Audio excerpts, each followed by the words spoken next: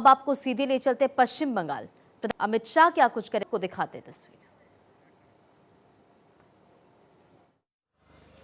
Bharatiya Janata party का वादा है कि न केवल बंगाल, देश भर से चुन चुन कर घुसपैठिए को देश के बाहर निकालने का काम हम करेंगे। भाइयों बहनों, टीएमसी के शासन में भ्रष्टाचार बहुत बड़ा मुद्दा रहा और दीदी कहती है भ्रष्टाचारियों से हमें परहेज नहीं है। अब भ्रष्टाचार और गुंडागिरी में बीरभूम से ज्यादा किसको अनुभव हो सकता है भाई? बीरभूम वालों, भ्रष्टाचार का अनुभव है या नहीं है? जोर से बोलो, है या नहीं है? मैं एक के बाद एक घोटाला बोलता हूं। मैं पूछूंगा एक किसने किया? आप सहमत है तो बताइएगा ममता दीदी ने किया। कैश फॉर क्वेरी घोटाला किसने किया? जोर से बोलो, किसने किया? 26,000 शिक्षकों की भर्ती में घोटाला किसने किया? एसएससी घोटाला किसने किया? नगर पालिका नगर निगम भर्ती घोटाला किसने किया? गाय तस्करी का घोटाला किसने किया?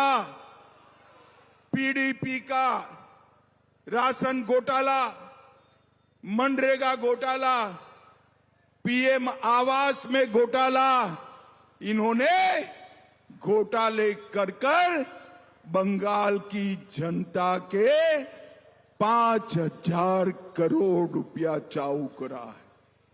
और ममता दीदी समझती है कि पैसा चाऊ हो गया। मैं सारे भ्रष्टाचारियों को कहकर जाता हूं, भाजपा सरकार बनने के बाद घोटालों की पाई पाई आपको बंगाल की जनता को वापिस देने पड़ेगी, वापिस देने पड़ेगी। मुझे बताओ भाइयों बहनों, बंगाल की गरीब जनता का पैसा एक खा गए हैं, हमें वापिस लेना चाहिए या नहीं लेना चाहिए? जोर से बोलो, लेना चाहिए या नहीं लेना चाहिए? भाइयों बहनों, ये काम केवल और केवल नरेंद्र मोदी के नेतृत्व में भारतीय जनता पार्टी ही कर सकती है।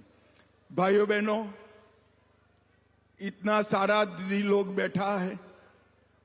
ममता दीदी कहती है कि महिलाओं को शाम के 7 बजे के बाद घर से नहीं निकलना चाहिए।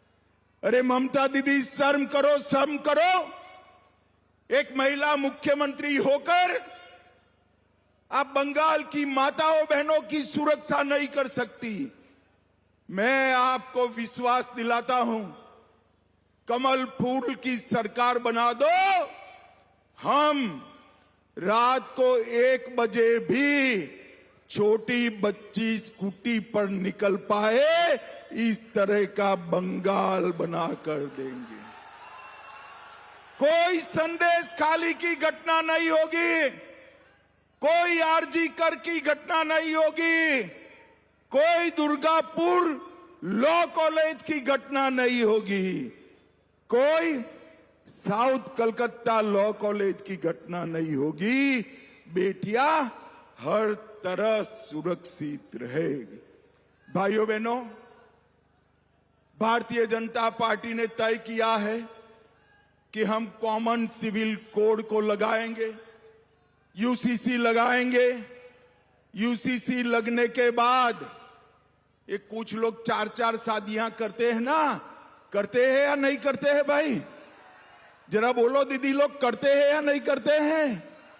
यूसीसी लगने के बाद ये सबकी 4 शादियां बंद हो जाएगी, बंद हो जाएगी। भाइयों बहनों, हम 7वां वेतन आयोग हर सरकारी कर्मचारी को देंगे।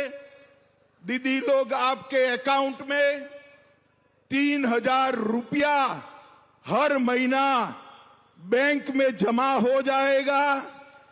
गर्भवती माताओं को 21,000 रुपया देंगे और ये युवाओं, बेरोजगार युवाओं को हम हर महीना 3,000 रुपया रोजगारी के।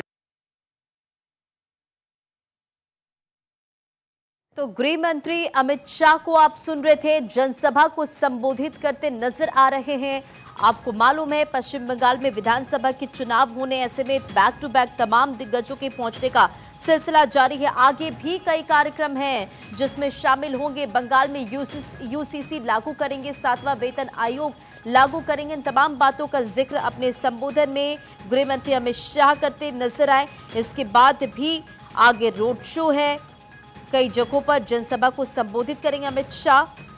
तो पश्चिम बंगाल विधानसभा चुनाव के मद्देनजर बीजेपी पूरी तरह से एक्शन मोड में नजर आ रही है।